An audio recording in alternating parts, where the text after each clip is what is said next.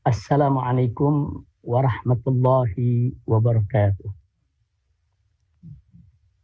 Bismillah walhamdulillah wassalatu wassalamu ala Rasulillah wa ala alihi wa sahbihi wa mawalah. Pertama-tama saya ingin menyampaikan terima kasih dan ungkapan rasa kebahagiaan dengan digelarnya reuni 212 pada pagi hari yang cerah ini, dan semoga segenap panitia penyelenggara, begitu juga semua narasumber, seluruh undangan akan senantiasa mendapatkan limpahan taufik dan hidayah dari Allah Subhanahu wa Ta'ala, dan semoga pertemuan kita pada pagi hari yang cerah ini, walaupun lewat virtual, webinar, daring, insya Allah tidak kurang sedikit pun keberkahan dan manfaatnya. Amin ya rabbal alamin. Dan di awal ini juga saya ingin mengajak semua untuk sama-sama kita mohon kepada Allah Subhanahu wa Ta'ala dengan tulus dan ikhlas serta penuh pengharapan agar wabah corona baik di Indonesia bahkan di seluruh dunia segera diangkat oleh Allah Subhanahu wa Ta'ala. Diberikan oleh Allah Subhanahu wa Ta'ala nikmat sehat walafiat kepada seluruh umat manusia yang ada di atas muka bumi ini, karena pandemi ini menimpa semua orang. Dan kalau kita bicara tentang kemanusiaan, maka kemanusiaan adalah sesuatu yang lintas teritorial, lintas negara, lintas agama, lintas suku, lintas budaya. Nah, karena itu doa kita untuk semua. Semoga wabah corona ini segera diangkat oleh Allah Subhanahu wa Ta'ala. Amin ya rabbal alamin. Dan secara khusus, semoga para umarok kita, para ulama kita yang terkena positif corona pada belakangan ini, semoga mereka semua disembuhkan oleh Allah Subhanahu wa Ta'ala, sehingga mereka bisa menjalankan tugas sebagaimana mestinya. Insya Allah. Baiklah, pada kesempatan ini, agar tidak membuang waktu, karena banyak sekali para habaib, para ulama, para tokoh, para aktivis yang saat ini berkumpul, baik di studio 1 maupun di studio 2, saya akan langsung saja ingin menyampaikan apa yang sepatutnya disampaikan pada pagi hari yang cerah ini. Dan saya ingin menyapa seluruh elemen bangsa, seluruh anggota masyarakat dimanapun Anda berada. Dari Sabang sampai Merauke yang ada di dalam negeri ini, bahkan di luar negeri sana yang mengikuti daripada acara ini. Saya ingin menyapa Anda semua dan ingin menyampaikan terima kasih serta apresiasi atas kepeduliannya, atas keikutsertaannya, kebersamaannya, yaitu dalam perjuangan kita semua untuk menggelorakan semangat spirit revolusi akhlak sebagai solusi untuk Indonesia yang bermartabat. Mudah-mudahan niat baik kita ini digabulkan oleh Allah Subhanahu wa Ta'ala. Baiklah, Babe Hekal yang pagi hari ini luar biasa, tampil begitu energik, begitu semangat, begitu menarik. Terima kasih atas waktu yang diberikan, dan luar biasa panduannya. Mudah-mudahan Babe Haikal dan lainnya senantiasa dalam lindungan Allah Subhanahu wa Ta'ala. Baik ya kawan, bicara tentang reuni 212, tentu setidaknya kita akan kembali kepada kenangan di mana dulu kita pernah secara bersama-sama, yaitu melaksanakan aksi 212 pada tahun 2016. Nah, yang ingin saya ingatkan bahwa dalam aksi 212 di tahun 2016, di sana ada spirit ukhuwah, spirit persaudaraan. Nah, persaudaraan yang saya maksud di sini adalah baik itu persaudaraan dalam istilah ukhuwah basyariyah, ukhuwah insaniyah, yaitu persaudaraan kemanusiaan. Karena sebagaimana yang Nabi alaihi salatu wassalam pernah mengatakan, kullukum min Adam wa Adam min turab. Kamu sekalian umat manusia ini berasal dari Nabi Adam alaihissalam. Wa Adam min turab. Dan Nabi Adam alaihissalam diciptakan oleh Allah subhanahu wa ta'ala dari tanah liat. Artinya kita selalu diingatkan bahwa kita umat manusia ini semuanya pada prinsipnya bersaudara secara kemanusiaan. Nah, kita bersaudara secara kemanusiaan karena memang kita semua berasal dari Nabi Adam alaihissalam. Dan Nabi ingatkan Nabi Adam itu diciptakan Allah dari turab, dari tanah. Artinya di antara sesama umat manusia ini kita harus tanggalkan pakaian kesombongan, keangkuhan, ketakaburan. Karena kita semua berasal dari Nabi Adam yang satu, dan kita semua berasal dari tanah liat, dan kita harus menyadari bahwa kita tidak akan pernah mulia kecuali kalau kita bertakwa kepada Allah subhanahu wa ta'ala. Nah, berkenaan dengan ini ada yang menarik. Sebagaimana Allah firmankan dalam surat Al-Hujurat ayat 13. Wallahu subhanahu wa ta'ala qala, ya ayuhan nas, inna khalaqnakum min dzakarin wa untha wa ja'alnakum syu'uban wa qabaila lita'arafu. Inna akramakum indallahi atqakum, innallaha alimun khabir. Shadaqallahul azim. Dalam ayat ini yang diserukan oleh Allah bukan ya ayyuhalladzina amanu, hai orang-orang yang beriman. Tapi yang diserukan oleh Allah adalah ya ayyuhan nas, hai umat manusia.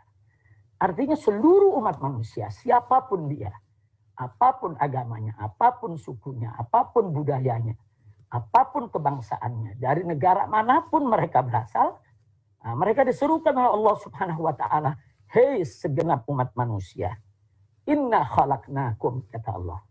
Sesungguhnya kami telah menciptakan kamu sekalian, min dzakarin wa untha. Itu dari jenis laki-laki dan jenis perempuan. Selanjutnya Allah nyatakan, setelah itu, wa ja'alnakum syu'uban wa qabaila.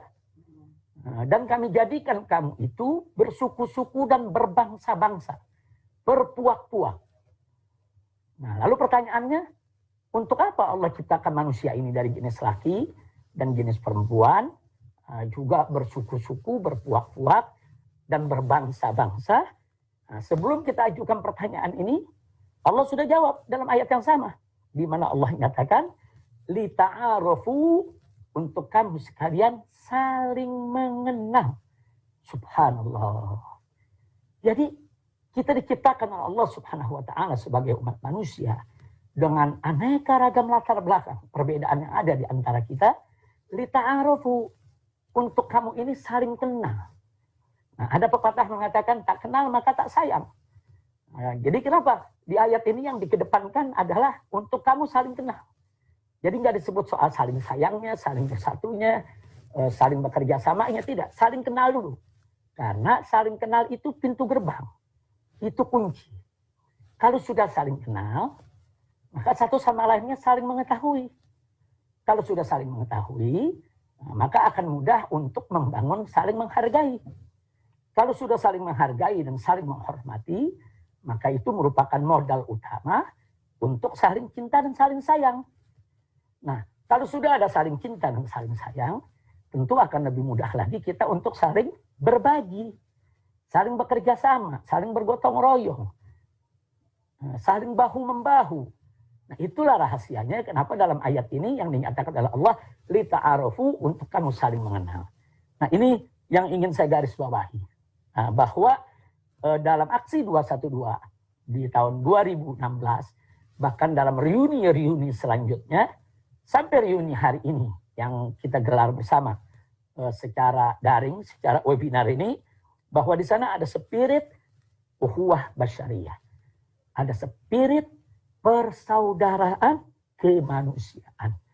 Makanya saya selalu ingatkan kepada seluruh umat Islam, seluruh elemen bangsa. Ingat, kalau kita bicara kemanusiaan, maka kita jangan bicara soal suku, budaya, agama, golongan, partai, kelompok, lupakan itu semua.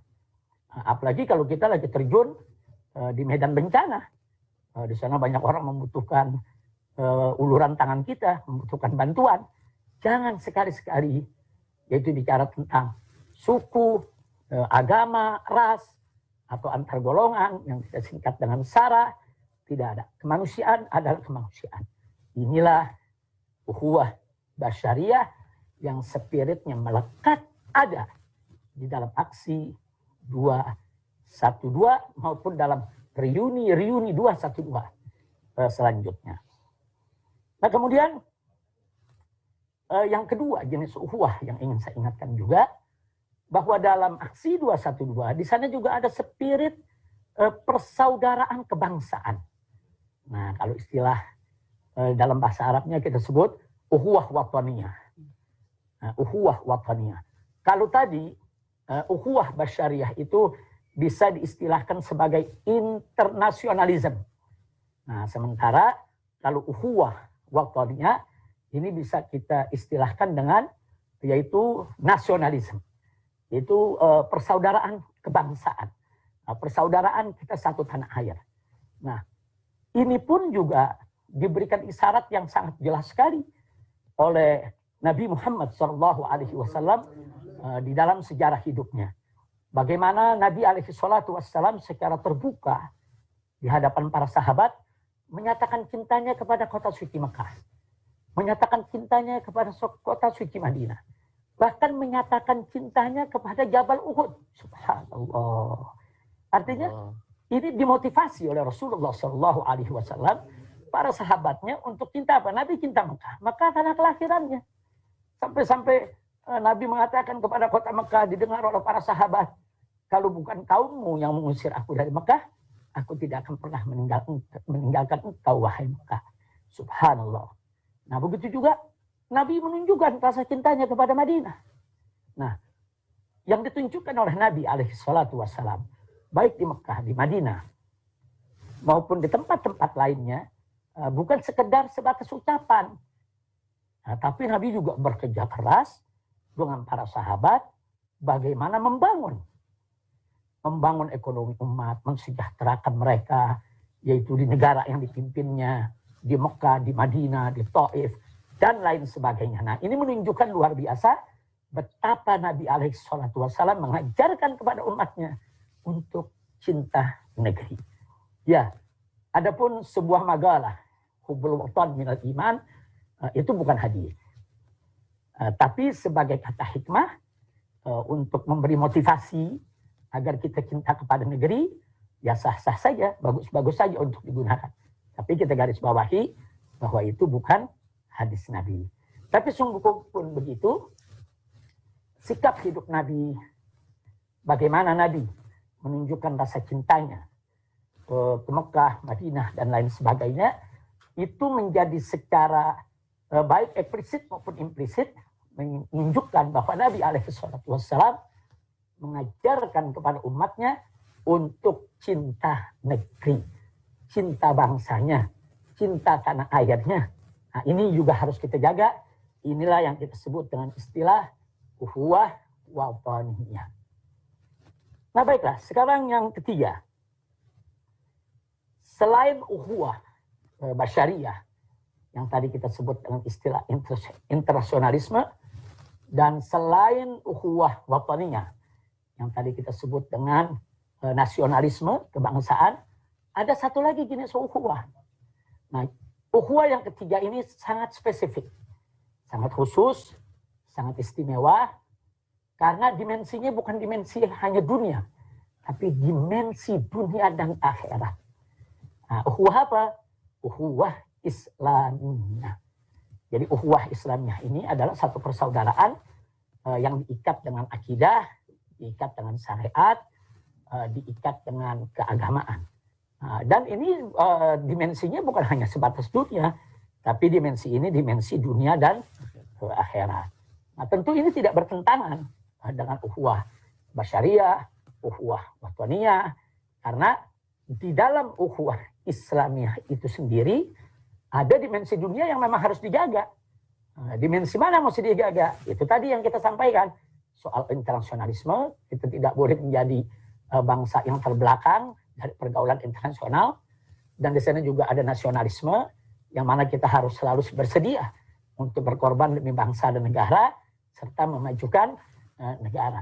Dan itu ada dalam ajaran Islam secara komprehensif, yaitu secara lengkap.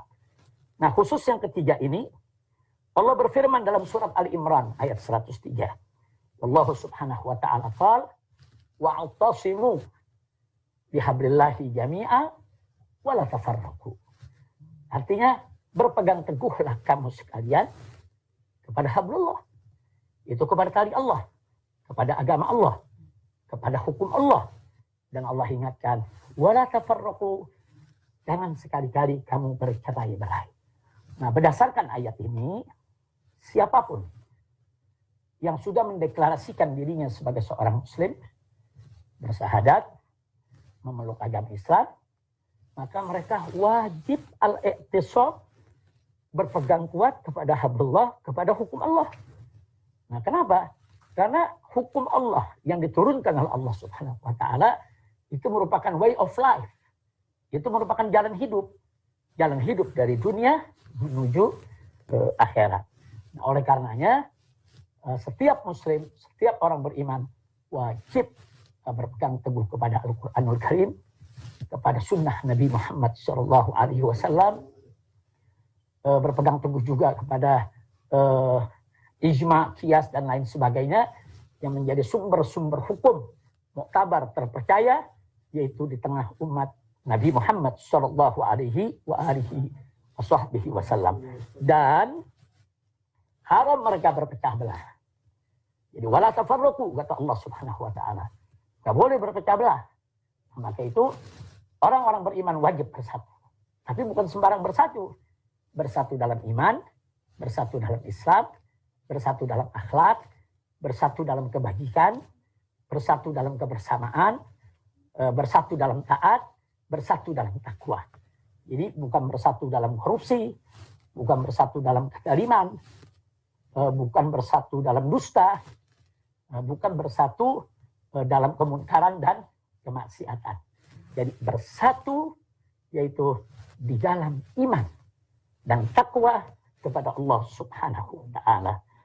Nah, inilah ahibail kiram, bagian pertama dari pertemuan kita, yaitu pada pagi hari ini, yang ingin saya sampaikan. Sekali lagi saya garis bawahi bahwa dalam aksi 212 di tahun 2016 ada spirit ukhuwah basyariah, internasionalisme, karena memang yang hadir saat itu bukan dari Indonesia saja, hampir dari seluruh dunia ikut hadir.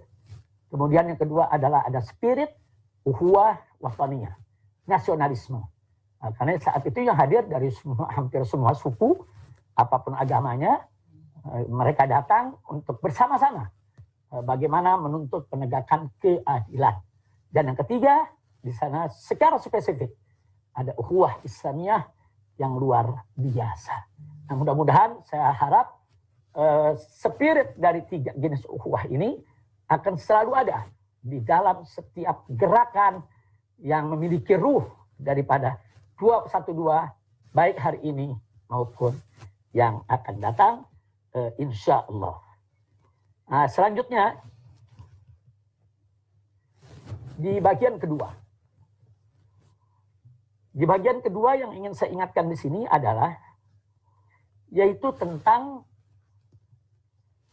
akhlak Nabi alaihi salatu wassalam dan misi kenabian yang dibawa oleh Rasulullah sallallahu alaihi wasallam. Di dalam Al-Qur'anul Karim surat Al-Qalam ayat 4, Allah Subhanahu wa taala yang Maha tahu tentang segala sesuatu memberikan kesaksian ilahi yang amat suci dan maha tinggi tentang akhlak Nabi. Di mana Allah Subhanahu wa taala menyatakan kepada Nabi alaihi salatu wassalam, "Wa innaka la'ala khuluqin 'adzim." Sesungguhnya engkau, wahai Nabi, wahai Rasul, wahai Muhammad sallallahu alaihi wasallam, la'ala khuluqin azim, berbudi pekerti yang sangat agung. Nah, ini bukan sembarang kesaksian. Ini kesaksiannya datang dari satu zat yang maha tahu tentang apa yang dilakukan oleh Nabi di depan umatnya, apa yang dilakukan oleh Nabi di belakang umatnya, bahkan apa yang terlintas di benak Nabi alaihi salatu wassalam. Nah, zat yang maha tahu itulah Allah subhanahu wa ta'ala yang memberikan kesaksian yang maha tinggi bahwa Nabi memiliki akhlak yang sangat azim. Subhanallah. Subhanallah. Nah, jadi artinya di sini bahwa memang Nabi diutus oleh Allah subhanahu wa ta'ala sebagai seorang manusia yang bukan sembarang manusia, tapi manusia yang memiliki akhlak yang sedemikian sempurna, bahkan paripurna. Sampai-sampai para ulama pernah menyatakan saking sempurnanya akhlak Nabi alaihi salatu wassalam, tidak cukup kita bicara hanya dalam suatu diskusi 1 jam, bahkan sehari, bahkan seminggu, bahkan 1 tahun sekalipun, bahkan seumur hidup kita sekalipun ingin membahas secara sempurna daripada kemuliaan akhlak Nabi, saking sempurnanya tidak akan pernah tuntas. Jadi ini betul-betul samudra akhlak. Nah, samudra akhlak, lautan akhlak yang begitu luas yang dibawa oleh Nabi alaihi salatu wassalam. Nah, oleh karenanya yang ingin saya garis bawahi, Nabi yang diciptakan oleh Allah dengan akhlak yang begitu sempurna, itu sudah sangat tepat sesuai dengan misi kenabian yang dibawa oleh beliau. Sebagaimana diriwayatkan oleh Al-Imam Al-Baihaqi dalam kitab As-Sunan Al-Kubra, disebutkan juga oleh Al-Imam Al-Bazzar dan Al-Imam Al-Ghazali dalam musnad mereka, bahwa Nabi pernah mengatakan alaihi salatu wassalam pada suatu kesempatan, di mana beliau katakan, innama bu'ithu liutammima makarimul akhlak. Sesungguhnya aku ini diutus hanya, innama dalam bahasa Arab itu lil hasr, ada min adawatil hasr. Biasa digunakan untuk pembatasan. Jadi artinya bukan sekedar sesungguhnya, tapi juga sesungguhnya hanya, ada penekanan, ada pembatasan. Jadi innama bu'ithu liutammima makarimul akhlak. Sesungguhnya aku ini diutus hanya untuk menyempurnakan kemuliaan akhlak. Subhanallah. Ini satu misi kenabian yang luar biasa. Misi penyempurnaan akhlak. Subhanallah, subhanallah. Jadi berdasarkan hadis ini, apapun yang diajarkan oleh Nabi alaihi salatu wassalam kepada umatnya, baik itu yang berkenaan dengan ibadat, ataupun juga yang berkenaan dengan muamalat, itu semua tujuannya adalah untuk penyempurnaan akhlak. Nah, dengan kata lain, kenapa kita sholat 5 waktu sehari semalam? Supaya akhlak kita mulia. Kenapa kita puasa setiap bulan Ramadan? Supaya akhlak kita mulia. Kenapa kita mesti bayar zakat? Nah, diberikan kepada yang berhak. Supaya akhlak kita mulia. Nah, kenapa kita tidak boleh berzina, menenggak minuman keras, tidak boleh berjudi, tidak boleh menipu, tidak boleh korupsi, dan lain sebagainya dari sejenis kemungkaran? Supaya akhlak kita mulia. Subhanallah. Jadi memang Islam ini agama akhlak. Nah, karena misi kenabiannya adalah penyempurnaan akhlak.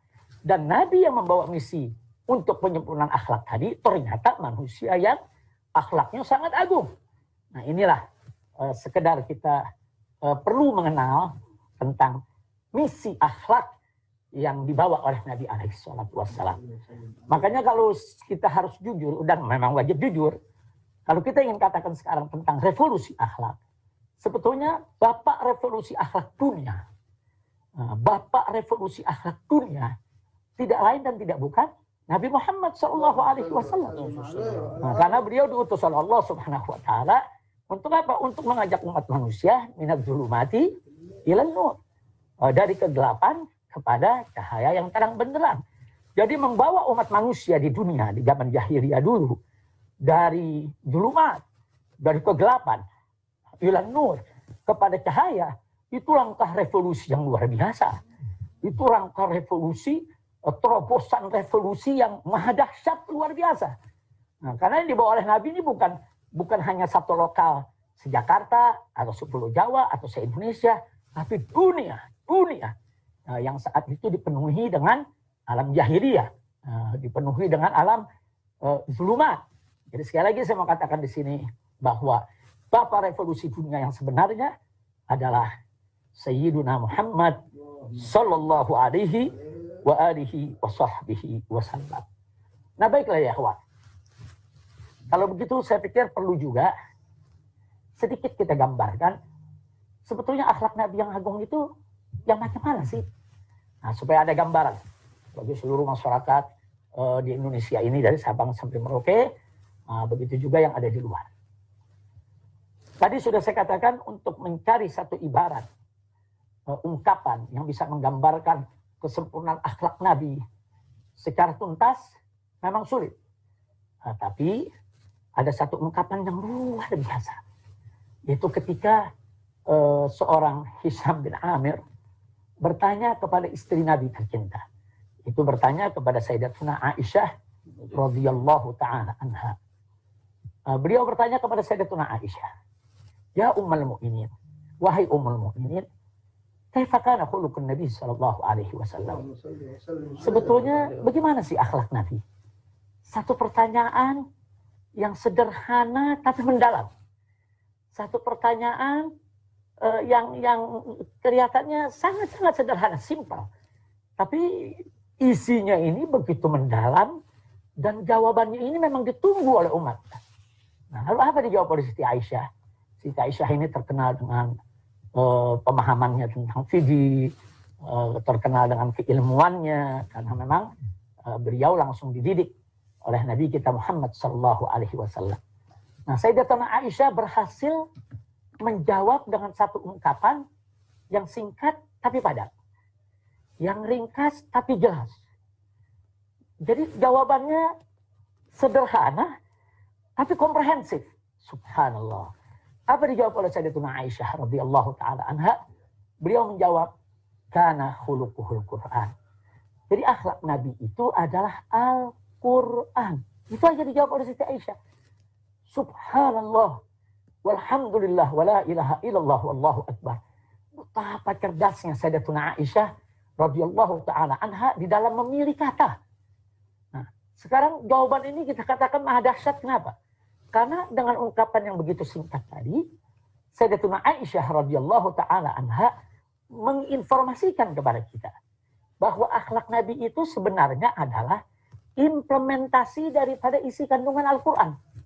Jadi akhlak Nabi itu adalah penjabaran, pengejawantahan, pengamahlan, pewujudan dari isi kandungan Al-Quran. Kemana Al-Quran itu membimbing, kesanalah Nabi kita beramal. Bagaimana Al-Quran itu menuntun, begitulah akhlak Nabi alaihi salatu wassalam. Subhanallah. Jadi siapa yang mau tahu akhlak Nabi, ya baca Al-Quran. Pahami Al-Quran, pelajari Al-Quran, amalkan isi kandungan Al-Quranul Karim. Nah sekarang mari kita lihat. Al-Quranul Karim mewajibkan sholat, puasa, zakat, dan aneka ragam kewajiban. Nah demi Allah, tidak ada satupun kewajiban yang ditinggalkan oleh Nabi alaihi salatu wassalam. Subhanallah. Al-Quranul Karim mengharamkan aneka ragam kemungkaran, aneka ragam kemaksiatan.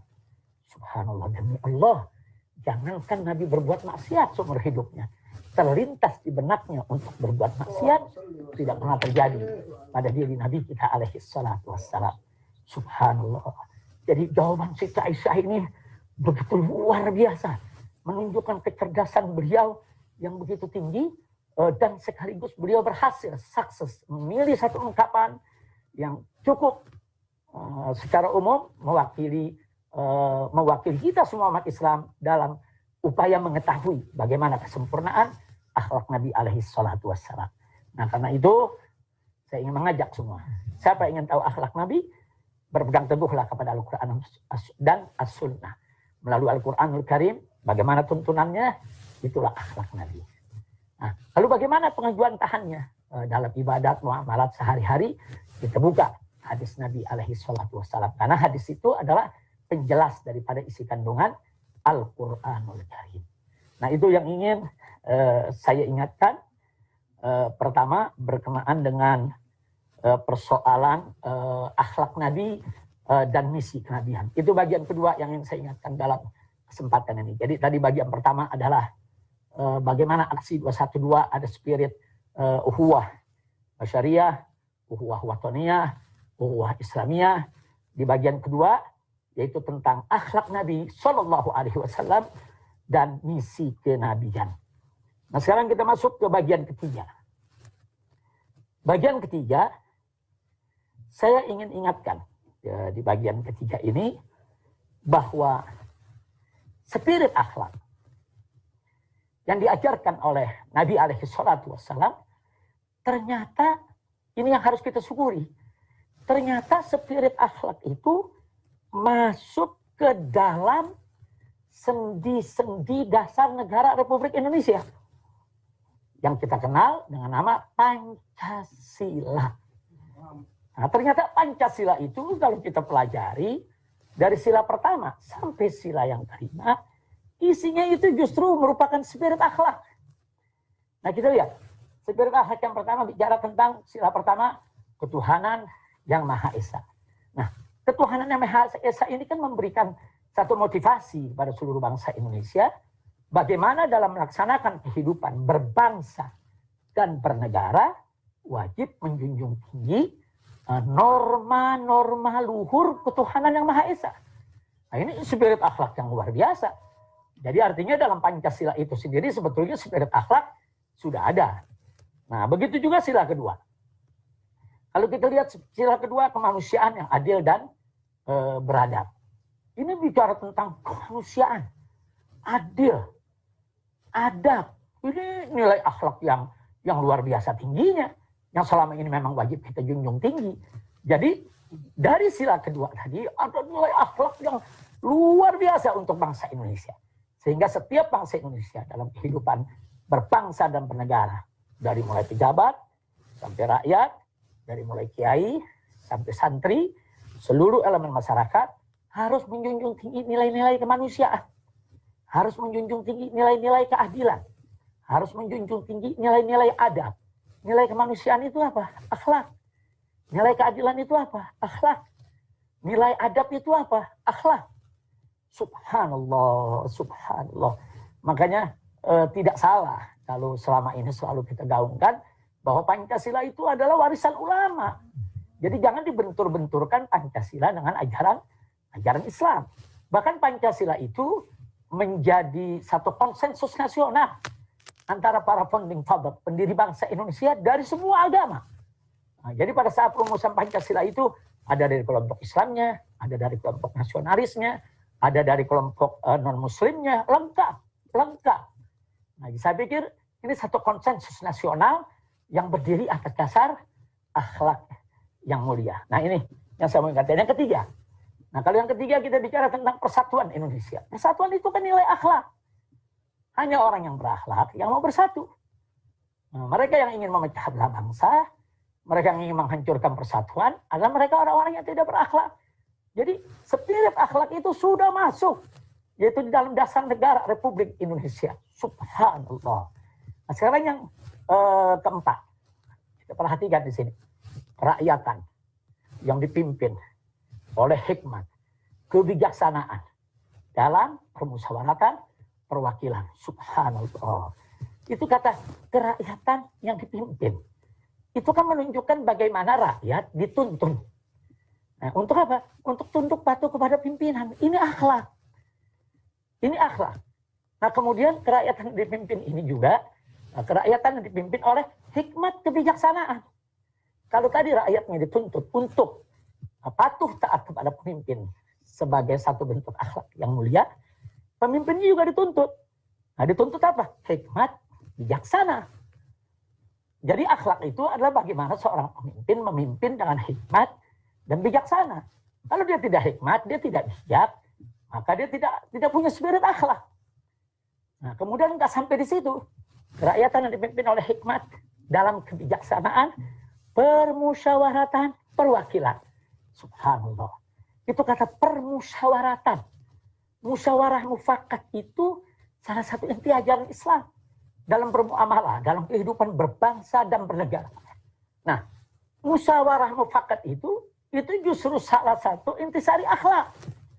Jadi siapa yang ingin menjadi pemimpin?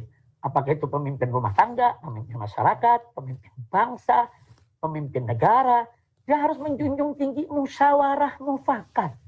Dan ternyata musyawarah mufakat itu merupakan ciri sekaligus jati diri bangsa Indonesia yang pernah dibangun oleh para founding father kita. Subhanallah. Jadi nilai akhlak, spirit akhlak itu memenuhi ruang-ruang Pancasila. Subhanallah. Jadi sudah tidak betul kalau ada yang ingin mengadu-ngadu agama dengan Pancasila. Nah, jadi kalau siapapun yang ingin mengadu agama dengan Pancasila, mereka tidak berakhlak. Karena Pancasila itu sendiri terbangun, terdiri, lahir lewat spirit akhlak. Yang kelima, keadilan sosial bagi seluruh rakyat Indonesia. Keadilan sosial. Kalau sudah bicara nilai keadilan, itu akhlak. Apalagi tujuannya mensejahterakan bangsa Indonesia, itu akhlak. Jadi bukan memiskinkan. Kalau memiskinkan dan memelaratkan bangsa Indonesia, itu tidak berakhlak. Nah, kesimpulan yang saya mau sampaikan di sini adalah, ternyata spirit akhlak mulia itu sudah ada, dituangkan oleh para founding father, para pendiri bangsa Indonesia. Alhamdulillahirabbil alamin. Nah, di sini saya ingatkan bahwa Pancasila bukan sekedar pilar negara, bukan. Tapi berdasarkan Undang-Undang Dasar 1945 pasal 29 ayat 1 bahwa negara Republik Indonesia berdasarkan ketuhanan yang Maha Esa.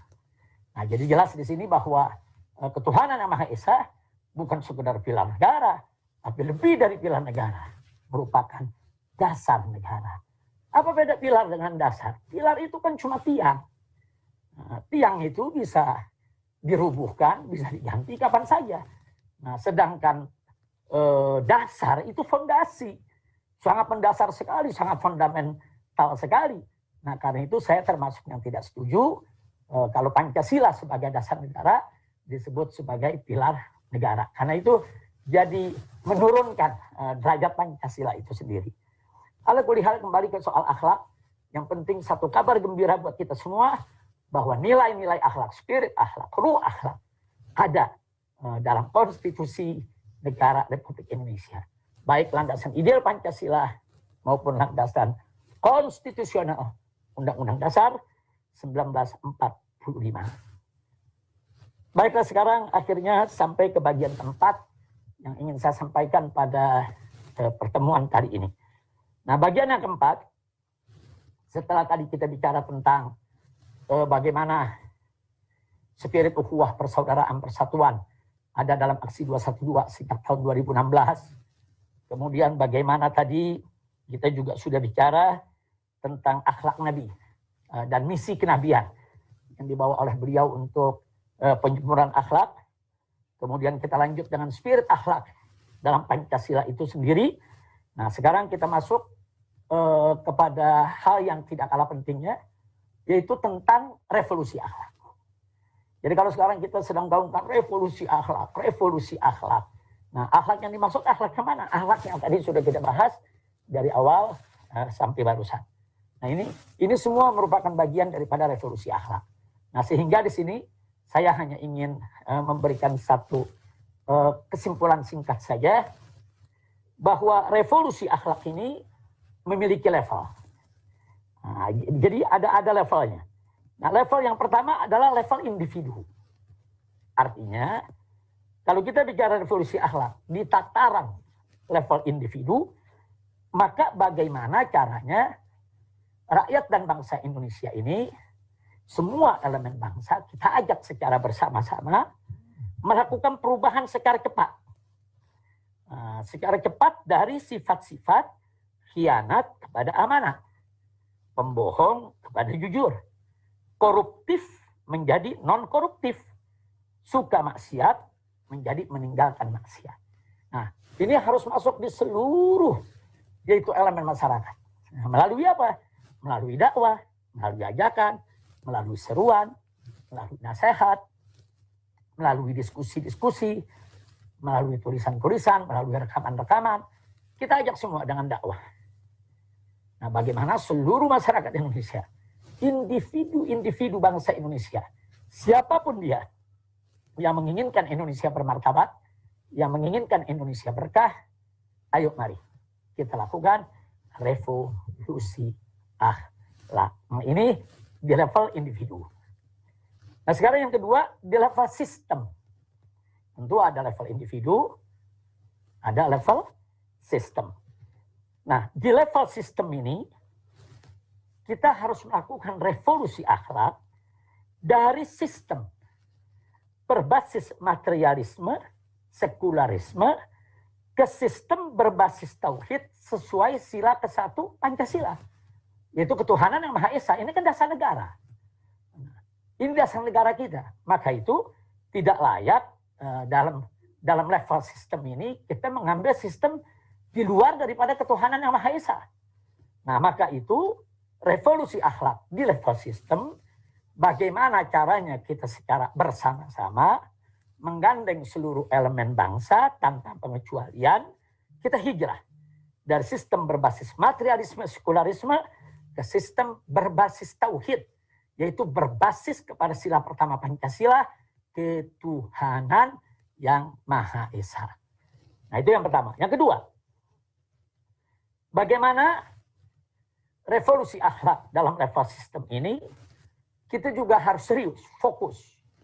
Nah, yaitu melakukan suatu gerakan perubahan secepatnya, tidak bisa ditunda-tunda lagi, karena ini sudah merupakan satu kedaruratan dari penegakan hukum yang tidak beradab, penuh rekayasa, dan penyiksaan, serta tajam ke pihak yang kritis, tumpul kepada buzzer pendukung kepada sistem hukum, dan penegakan hukum yang berdasar kemanusiaan yang adil dan beradab sesuai amanat sila kedua. Nah, jadi artinya penegakan hukum yang adil. Nah, jadi tidak ada satupun orang yang kebal hukum di negeri kita. Jadi semua harus diperlakukan dengan adil. Siapa bersalah, siapa melanggar hukum, diproses secara hukum. Jadi jangan ada penegakan hukum itu ibarat pisau yang tajam ke bawah, tumpul ke atas. Nggak boleh. Karena diskriminasi hukum itu sangat berbahaya sekali. Itu bagi keberlangsungan bangsa Indonesia. Nah, jadi sekali lagi, ayo kita hijrah. Bagaimana penegakan hukum dari yang tidak beradab menjadi yang berkeadilan. Nah, jadi sesuai dengan amanat sila kedua dalam Pancasila, kemanusiaan yang adil dan beradab. Kemanusiaan yang adil. Kemanusiaan yang adil dan beradab itu harus menjadi dasar dalam penegakan hukum di negara Indonesia yang sudah dinyatakan oleh Undang-Undang Dasar 1945 sebagai negara hukum. Ingat, Indonesia adalah negara hukum, bukan negara kekuasaan. Nah, kemudian yang ketiga. Yang ketiga, dalam level sistem ini, revolusi akhlak, kita juga harus bergerak secara cepat. Nah, perubahan yang tidak boleh ditunda lagi. Satu revolusi, satu perubahan yang cepat tapi dinamis. Cepat dan nggak boleh ini ditunda. Yaitu dari politik belah bambu dan adu domba kepada politik persatuan Indonesia. Nah, sesuai amanat sila ketiga dalam Pancasila, yaitu persatuan Indonesia. Jadi nggak boleh ada lagi politik adu domba. Oh, ini golongan saya, ini golongan Anda. Oh, ini golongan kritis, kami tidak sukai. Oh, ini golongan asal Bapak senang. Oh, ini kami sukai. Nggak bisa. Oh, yang ini diangkat, yang ini ditendang, yang ini dirangkul, yang ini dipukul. Tidak boleh. Karena dalam satu sistem kepemimpinan, seorang pemimpin yang memiliki leadership yang kuat, dia harus ada di atas semua. Semua agama, semua golongan, semua suku, semua ras. Dia tidak boleh hanya menjadi milik satu golongan saja, satu kelompok saja. Maka dia akan terdil. Dan itu berbahaya, bisa mengantarkan kepada perpecahan. Nah, itu yang kita ingin ingatkan. Ini perlu revolusi, semua ini perlu revolusi. Jadi ini sudah menjadi rahasia umum di mana-mana. Kita bisa lihat penegakan hukum yang tidak adil, adu domba, pecah belah, dan ini harus dihentikan karena ini merupakan sumber kegaduhan. Nah, yang keempat adalah bagaimana kita juga perlu punya itikat baik, keseriusan, dan kerja keras.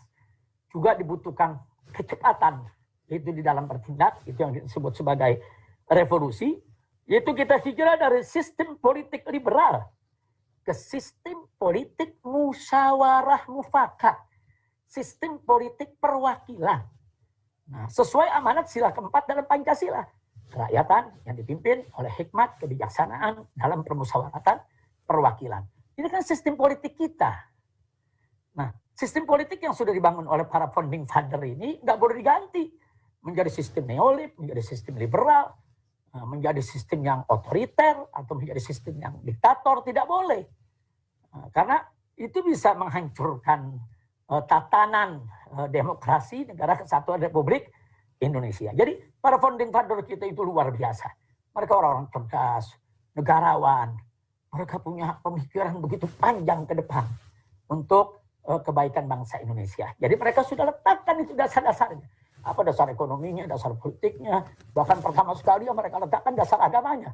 Ketuhanan yang Maha Esa. Yang kedua, kemanusiaan yang adil dan beradab. Ini kan dasar penegakan hukum. Nah, yang ketiga, persatuan Indonesia. Itu kan dasar luar biasa untuk mencegah disintegrasi bangsa. Dan yang keempat yang tidak kalah pentingnya, dasar musyawarah mufakat dengan sistem perwakilan. Nah, sebetulnya kita hanya tinggal melaksanakan saja. Enggak usah kita obok-obok ini Pancasila, apalagi diperas-peras. Mau dijadikan Ekasila, mau dijadikan Trisila. Nah, ini berbahaya sekali bagi persatuan dan kesatuan NKRI. Nah, kemudian yang terakhir yaitu yang kelima, masih dalam tataran level revolusi akhlak. Dari revolusi akhlak di level sistem juga harus punya keberanian yang penuh tanggung jawab dan semangat, serius, fokus bagaimana kita melakukan hijrah dari sistem ekonomi riba ke sistem ekonomi non riba. Dari pembangunan yang mengandalkan utang kepada pembangunan yang berbasis ekonomi kerakyatan. Dari ekonomi oligarki kapitalistik ke ekonomi berkeadilan sosial. Dari struktur ekonomi yang dikuasai segelintir orang kepada pemerataan sumber daya ekonomi. Nah, dari ekonomi tidak berkeadilan kepada ekonomi berkeadilan sosial. Nah, ini sesuai dengan amanat sila kelima dari Pancasila. Keadilan sosial bagi seluruh rakyat Indonesia. Jadi level sistem yang saya sampaikan barusan satu persatu, level sistem ini kita bagi 5 tadi, semuanya itu sudah diamanatkan, sudah digariskan dengan secara tegas, jelas, lugas oleh para founding father bangsa Indonesia. Jadi subhanallah, subhanallah, sekali lagi kita harus mendoakan para founding father kita, jasa mereka terhadap bangsa ini. Nah, kita sebetulnya hanya tinggal melaksanakan, menjaga, melestarikan. Nah, bagaimana semua ini bisa dijaga menjadi modal revolusi akhlak kita. Nah, karena itu di sini akhirnya sebagai penutup, nah, yang ingin saya sampaikan di sini adalah yang paling penting. Sekali lagi ini sangat mendasar sekali. Jadi tidak ada gunanya kita bicara secara teoritis, yaitu tentang revolusi akhlak yang sudah saya paparkan tadi, kalau poin akhir ini tidak kita jaga, yaitu bahwa revolusi akhlak ini mesti melibatkan semua komponen dan elemen masyarakat untuk menuju negeri yang baldatun thayyibatun wa rabbun ghafur. Jadi niatnya mesti ikhlas, bukan cari kekuasaan, bukan cari jabatan, bukan cari harta benda, bukan. Niatnya mesti ikhlas, yaitu mencari ridho Allah Subhanahu wa Ta'ala.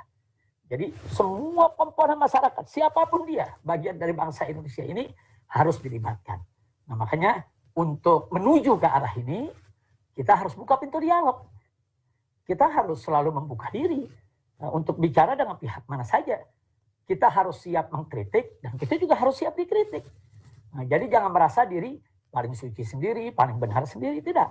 Nggak ada yang maksum di antara kita. Kecuali Nabi alaihi salatu wassalam. Kita ini ada kesalahan, ada kelalaian. Kita saling koreksi, kita saling informasi dan kita saling koreksi.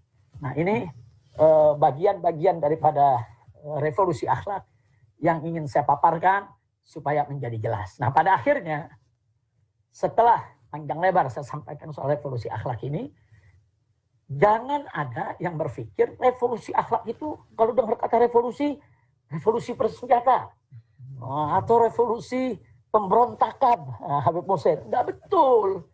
Kami ini para habaib di Indonesia ini yang berakidakan Ahlus Sunnah wal Jamaah, kami ini dididik oleh guru-guru kami. Kami dididik dengan manhaj Ahlus Sunnah wal Jamaah. Kami tidak boleh melakukan pemberontakan terhadap pemerintahan yang sah.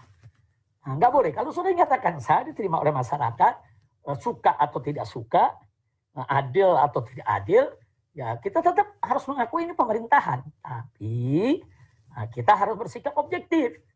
Apa-apa kebijakan yang dikeluarkannya yang bagus, yang baik, harus kita apresiasi. Kita terima, kita jalankan bersama. Nah, adapun kebijakan-kebijakan yang tidak populer, kebijakan-kebijakan yang membahayakan keselamatan bangsa dan negara, kebijakan-kebijakan yang menindas rakyat, ya wajib kita kritisi. Nah, mengkritik pemerintahan yang sah itu bukan makar. Mengkritik pemerintahan yang sah, itu bukan pemberontakan.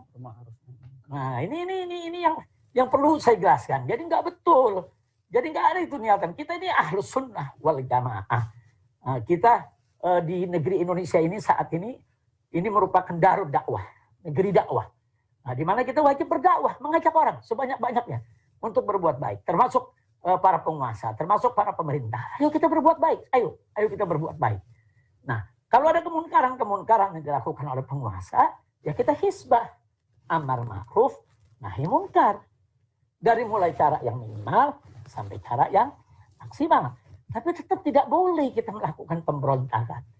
Kecuali dalam konteks kalau para habaib, para ulama, para kiai, umat Islam dibantai, terjadi genosid, terjadi pembunuhan. Nah itu dalam konteks bela diri. Dalam hukum agama maupun hukum internasional itu dibenarkan. Nah semoga itu tidak terjadi di negara kesatuan Republik Indonesia. Jadi sekali lagi yang kita ingin ingatkan di sini, revolusi akhlak jangan digambarkan sebagai revolusi berdarah-darah, revolusi makar, revolusi pemberontakan, revolusi buhot, revolusi menjatuhkan pemerintahan yang sah. Tidak begitu. Atau disebut khawarij. Enggak begitu. Kita Ahlus Sunnah wal Jamaah. Kita selalu membuka diri untuk dialog, rekonsiliasi. Ayo sama-sama kita duduk. Kita saling kritik. Kita saling memperbaiki. Nah inilah dakwah dan hisbah inda ahli sunnati wal jamaah. Nah karena itu di sini juga saya ingin ingatkan bahwa kalau kita bicara tentang revolusi, revolusi itu kan perubahan cepat. Loh kenapa harus cepat? Karena kalau ditunda-tunda ini membahayakan persatuan kesatuan negara Republik Indonesia. Nah mana-mana yang harus segera diperbaiki. Nah itu namanya revolusi. Apalagi ada tambah kata akhlak. Revolusi akhlak. Ya berarti revolusinya itu harus berakhlak. Nah karena itu saya minta kepada semua pihak, ayo stop sudah kegaduhan ini. Mau sampai kapan kita terus bergaduh? Nah kemudian yang tidak kalah pentingnya, kalau kita menyatakan jihad. Nah ini ada lagi nih. Orang kalau dengar kata jihad ini selalu diidentikan dengan ISIS, dengan teroris, dengan pemenggalan kepala, dengan perbuatan-perbuatan yang mengerikan. Enggak begitu. Jihad itu, saudara, jihad itu memang pada makna terminologi dia merupakan makna perang. Tapi ada syarat-syaratnya, ada adabnya, ada akhlaknya. Seperti pada saat penjajah Belanda datang menjajah Indonesia, para ulama-ulama kita menyuarakan jihad, bahkan mereka turun berjihad. Ada Teku Umar di Aceh, Jalan Cut Na'din, ada Imam Bonjol di Sumatera Barat, ada Pangeran di Ponorogo, yaitu di Tanah Jawa. Mereka semua berjihad. Nah, konteks pada saat itu yang dihadapi oleh beliau-beliau, yaitu melawan penjajah. Memang harus jihad, harus berdarah-darah. Nah, tanpa adanya Teku Umar, Cut Nyak, tanpa ada Pangeran Hasanuddin, tanpa adanya Imam Bonjol, kemudian Diponegoro dan lain sebagainya, bagaimana kita mau merdeka dari penjajahan? Nah, itu konteks jihad. Begitu juga pada saat kita awal kemerdekaan. Kemudian Belanda membonceng Inggris, ingin menjajah kembali ke Indonesia. Apa yang dilakukan para ulama? Almarhum Al-Makturlah Hadratul Syekh Yai Haji Hasyim Asy'ari mengajak para ulama, pondok-pondok pesantren semua dengan resolusi jihadnya, kemudian didukung oleh Muhammadiyah dalam kongresnya di Yogyakarta. Akhirnya terjadi gerakan jihad yang luar biasa, mengusir para penjajah untuk mempertahankan kemerdekaan Republik Indonesia. Dalam konteks itu jihad wajib. Nah, jadi jangan juga kita mendengar kata jihad kemudian dikaitkan dengan hal-hal yang merusak. Nggak betul. Nah, di Indonesia saat ini, kita ini bukan darul jihad, tapi darul dakwah. Darul hisbah.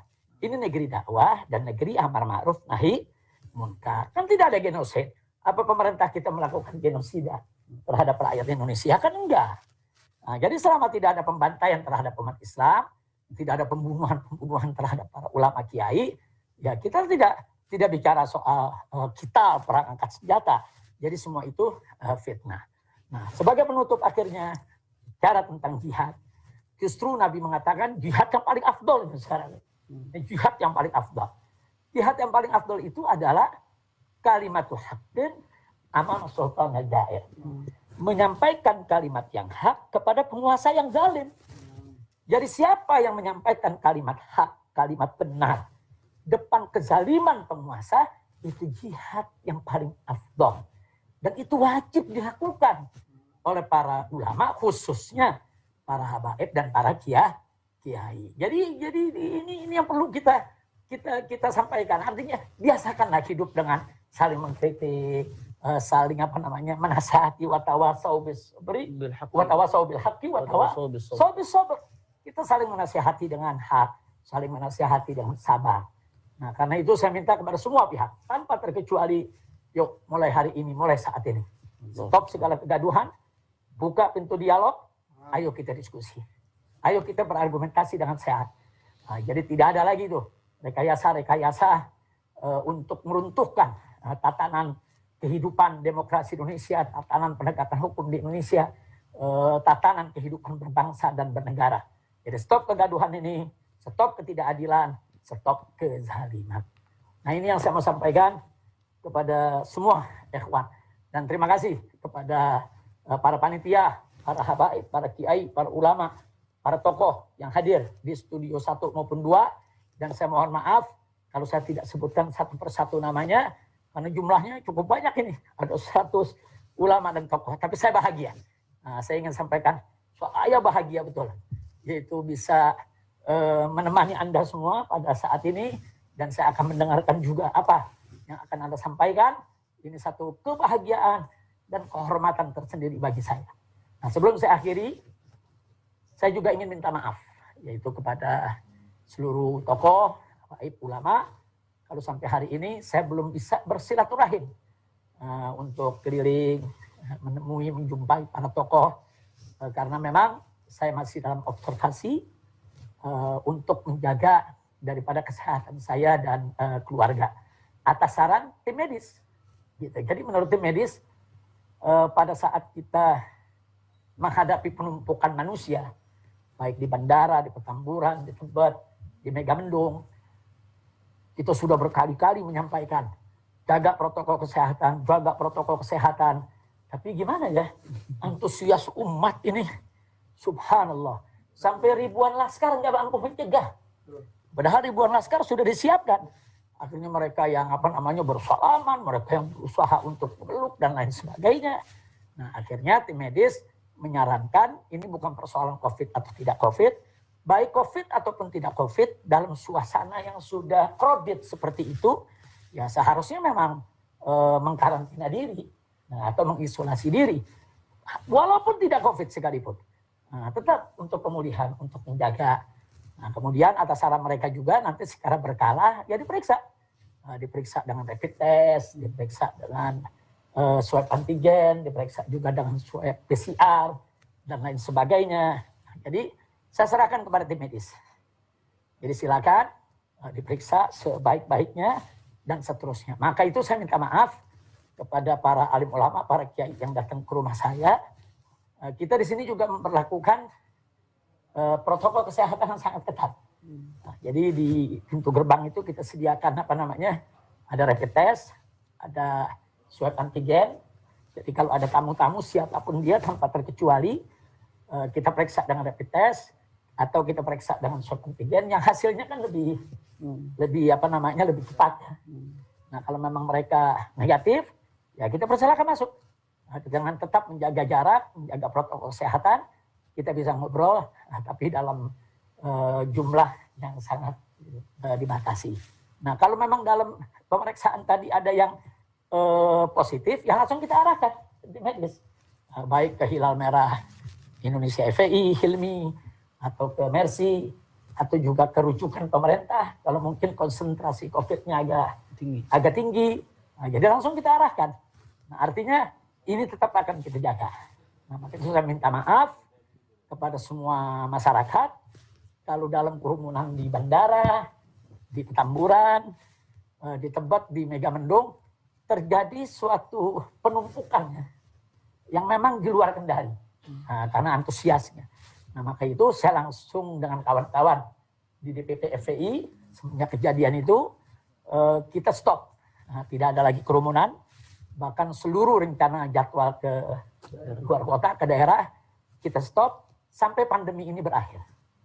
Nah, jadi kita harus hormati protokol kesehatan itu buat semua. Itu termasuk akhlak juga yang mesti kita jaga. Nah, jadi saya serukan kepada seluruh bangsa Indonesia agar kita mendapat keberkahan dari Allah, wabah ini segera selesai. Ayo sama-sama kita ikut protokol kesehatan. Jaga jarak, sering-sering cuci tangan, apalagi kalau bisa berwudu nih bagi umat Islam.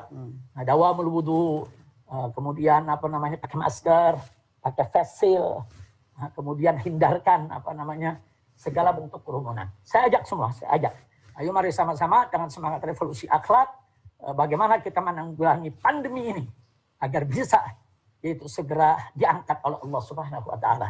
Tapi tentunya yang paling penting bagaimana wabah ini diangkat, ya tingkatkan iman takwa kita kepada Allah. Banyak istighfar. Nah, bisa jadi wabah yang terjadi ini kan peringatan dari Allah. Nah, karena itu kita taubat, kita kembali ke jalan Allah, tubu ilallahi taubatan nasuha. Nah, jadi ini yang saya sampaikan. Jadi terima kasih Habib Muhsin bin Zaid Al-Attas. Itu di samping saya, beliau adalah Imam FPI DKI Jakarta yang luar biasa. Punya semangat yaitu untuk revolusi akhlak yang begitu tinggi. Anak menantu saya Habib Muhammad Hanif Al-Attas yang telah setia dari awal saya pulang sampai sekarang selalu menemani, dan beliau selalu mengingatkan saya soal protokol kesehatan ini.